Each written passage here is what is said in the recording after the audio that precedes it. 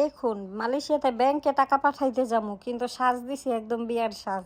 So যারা মনে করে মেয়েরা শুধুমাত্র ছেলেদের জন্য সাজে বা কোনো ফাংশন হইলেই সাজে, তারা ভুল। আসলে যাদের সাজতে পছন্দ, সাজগুজু করতে, রেডি হয়ে থাকতে, একটু সুন্দরভাবে নিজেকে উপস্থাপন করতে ভালো লাগে, তারা এমনিতেই সবসময় রেডি হয়ে থাকে। তাদের ওই যে একজন আসবে বা কাউকে দেখানোর জন্য রেডি হওয়ার কিছু নাই।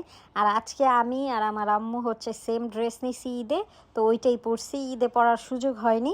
এই যে আমার জামাই, আমার বাচ্চা, আর পিছনে ওই যে ওইখানে আমার আম্মু আসতেছে।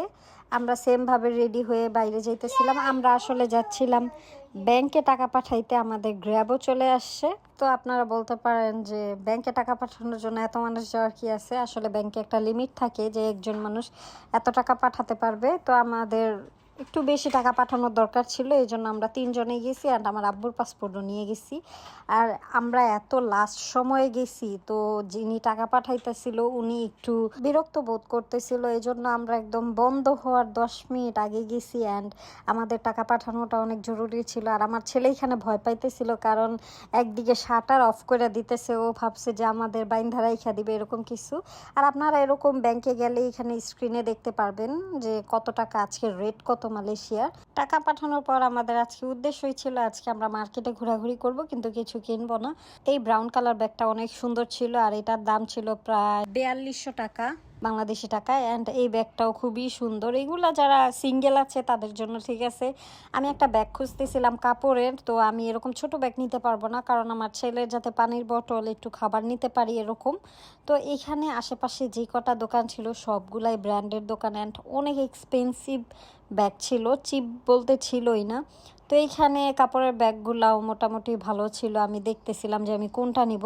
তারপর আমার এই পিঙ্ক কালারটা চোখে পড়ে, কিন্তু আমি এই পিঙ্ক কালার নিয়ে তো আমি সামলাইতে পারবো না, আমি অনেক মেসি পারসন, এটা কালার হয়ে যাবে অন্য কালার। তো আমি এই জন্য এটারই ব্ল্যাক কালারটা নিয়ে নিছি। অ্যান্ড দেখলাম ওই ব্যাগের ভিতরে, প্রত্যেকটা ব্যাগের ভিতরেই তাদের নিজস্ব ব্র্যান্ডের একটা শপিং ব্যাগ ছিল। অ্যান্ড আমি তো ব্যাগ কিনে খুশিতে একদম নাচু নাচু করতেছিলাম। আমার হাজব্যান্ড প্রথমে টাকা দিতে চাইতেছিল না, পরে বললাম যে না না, আমার কাছে টাকা নেই, আপনাকেই দিতে হবে।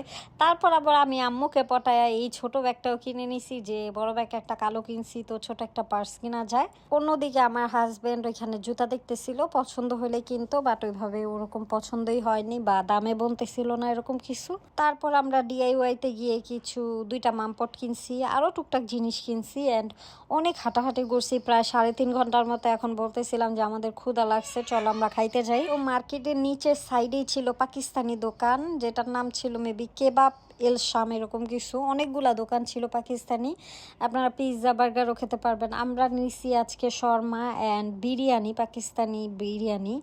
অ্যান্ড স্পেশালি আমার শর্মাটা অনেক ভালো লাগছে। শর্মা আমরা মিক্সটা নিয়েছি, যেটার মধ্যে chicken, beef plus cheesy French fry and মাংসের কিমা উপরে ছেটানো ছিল। আর আম্মু এখানে একটা চিকেন স্যুপ নিয়েছে।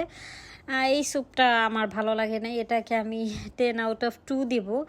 আর বিরিয়ানিটাকে আমি 5 দিব। সবচেয়ে বেশি ভালো লাগছে শর্মাটার মধ্যে এত চিকেন ছিল অ্যান্ড বিফও ছিল, একদম পুরা লোডেড ছিল। অ্যান্ড ম্যায়োনিজ, চিকেন, মানে সব কিছুই ভালো ছিল।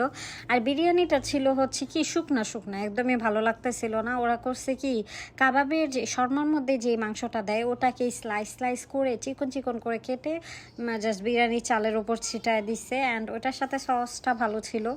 অ্যান্ড আমি দুইটাই ট্রাই করতেছিলাম। খাবারের যদি রেটিং দেই, শর্মা সবচেয়ে বেস্ট ছিল। অ্যান্ড আমরা শর্মা বাসায়ও নিয়ে আসছি, বাকিগুলো অ্যাভারেজ ছিল। অ্যান্ড আমরা প্রায় রাত 10টার দিকে বাসায় আসছি। দিনটা খুবই ভালো কাটছে। এইভাবে শপিংয়ে একটু ঘোরাঘুরি করলেও মন ভালো হয়। আপনারাও ট্রাই করে দেখবেন। আল্লাহ হাফেজ, বাই, ভালো থাকবেন।